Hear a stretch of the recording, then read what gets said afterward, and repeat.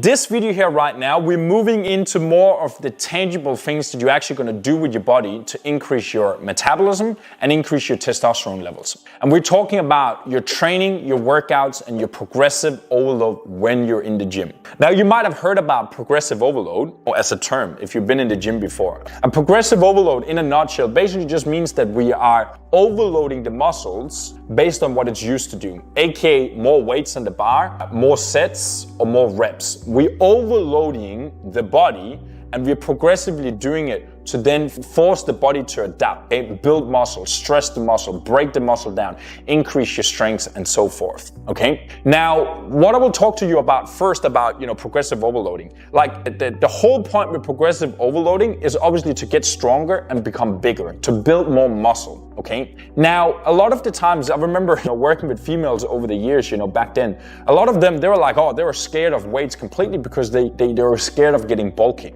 Same thing for you as a guy. You will be surprised how much you need to do to really build muscle and get to look bulky. The looking bulky part is really in the form of your training, as I will cover now as well, and your diet as well. If you're chunky, out of shape, high body fat percentage, but you're lifting heavy, for most of us, that's not the look we're after, you know what I mean? So that really comes down to the style of your training. But in regards to your testosterone, regards to your metabolism, when you're forcing your muscles to grow, when you're forcing your muscles to adapt, you're basically, imagine a car. You're increasing the frame of that car. You're increasing the holdups, the bolts, the nuts, the fuel, the oil, the grease. Everything around that frame needs to be bigger now and efficient. And that's basically what happens with your body as well, okay? Your body is then forced to burn more fuel. Your muscle mass eats more fuel, more calories. It increases your resting metabolism. It increases your body's ability to burn fat at a higher rate. This is the number one issue that comes when you're trying to get in shape. Because what you do is that you are decreasing your calories and you're upping your activity, aka cardio, you know what I mean? You're doing a lot more activity to burn that extra calories. Now, what happens there is that you're basically going in two different directions and you're shutting down that fire. You're weakening the body's ability to burn fat. That's why you see people with higher muscle mass, they can eat more calories and still look lean, okay? It's because their body is upgraded. It's more in tune and it's more inclined to just burn your fat as fuel because it has the muscle mass on the body. So when we're talking about progressive overload and in direct correlation with your testosterone, okay, and with your metabolism to burn fat, your body's ability to burn fat is in direct correlation with the amount of muscle mass you have on your body. So when you think about you want to become leaner, more aesthetic, have a better body, okay, you're thinking about progressive overload. I need to become stronger, I need to lift more, I need to have a higher intensity in my workouts, okay? Now, boiling that down in terms of like how do you actually do it? And that's what we teach a lot of our guys inside our coaching programs. We basically boil down your training and your philosophy behind that into 3 different steps, okay? Number 1 is your technique. A lot of people I see in the gym might do it right, but they don't really do it right. They have their elbows too far out, too far in. They're not hitting their muscles, okay? So number 1 thing when you're thinking about developing and sculpting your body with progressive overload, you gotta number 1 have your technique in place, okay? And I know a lot of you think, yeah, but I have that. I know how to do it in the gym right now. I'm telling you, you probably don't. Okay. Now, step number 2 to that is then your muscle connection. And that's the one I see probably 90% of people don't have, the muscle connection. Okay. If you have your technique in place, you got your feet in the right place, you got your hands, your arms, you're going all the way down, full range of motion in your movements, then the next step for you to become aware of and learn is your mind to muscle connection. Okay. Your mind to muscle connection.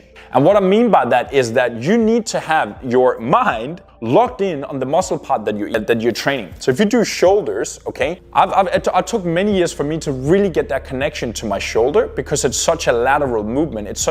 I can get so much momentum. But when you think about your movement here in your shoulder, it's really only that little point you want to isolate and when you feel. Okay, when you do your chest, okay, when you go up and down, a lot of people just go up and down, and what they only use, they use the joints, the arms, the triceps, the movement to get it up, but they're not connecting with the chest. They're not feeling the contraction in the chest. Okay, so when you think about your mind to muscle connection, the easiest thing to do, to be honest, is go in on YouTube right now and then search on bodybuilding posing routines, flexing legs, flexing chest, bodybuilding posing.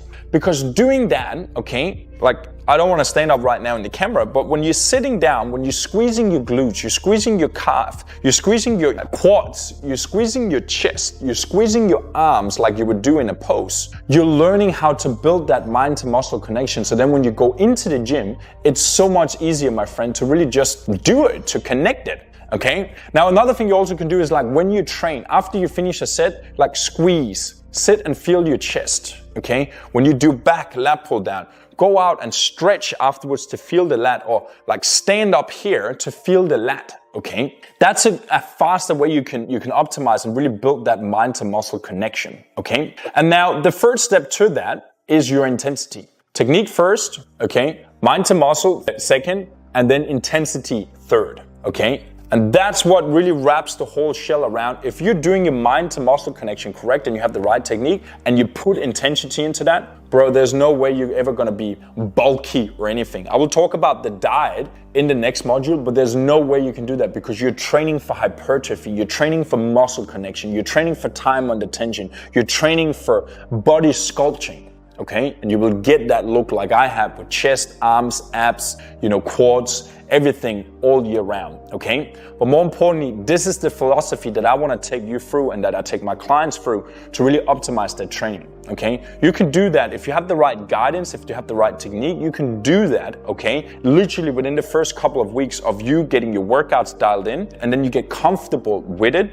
you're doing it with the right connection, and then you're adding onto it. You're progressively overloading the muscles with the right intensity and with the right just no fear under the bar and just push it up. I'm telling you, my friend, no better tool for that in the gym to really increase your progress, your T levels, your energy, and how you feel and how you look about yourself there. All right, so I'll see you in the next video.